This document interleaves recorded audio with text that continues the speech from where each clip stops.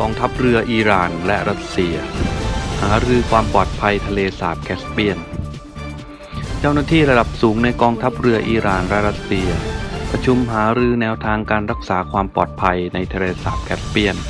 โดยอาศัยความร่วมมือระหว่างประเทศในเขตชายฝั่งผู้บัญชาการทหารเรืออิหร่านนายพลฮาบีบุลลอห์ ไซยารีซึ่งเป็นหัวหน้าคณะตัวแทนจากอิหร่านเข้าร่วมประชุมความมั่นคงทางทะเลระหว่างประเทศ IMSS ครั้งที่ 3 ที่ประเทศอินโดนีเซียเป็นเจ้าภาพและได้หารือกับคณะผู้แทนระดับสูงจากกองทัพเรือรัสเซีย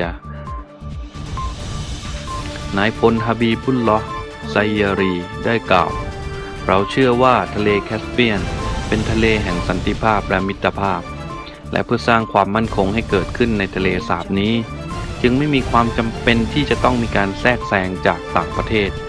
เพราะประเทศในชายฝั่งมีความสามารถที่จะดูแลความมั่นคงและความปลอดภัยได้ทั้งนี้เจ้าหน้าที่ทหารเรือระดับสูงของทั้งอิหร่านและรัสเซียยังให้ความสำคัญกับการพัฒนาความร่วมมือซึ่งกันและกันโดยเฉพาะอย่างยิ่งในด้านการทหารการฝึกอบรม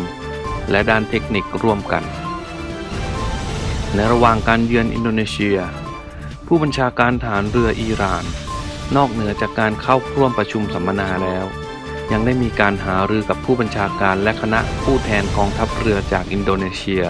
บังกลาเทศจีนอินเดียปากีสถานรวมถึงประเทศไทยด้วย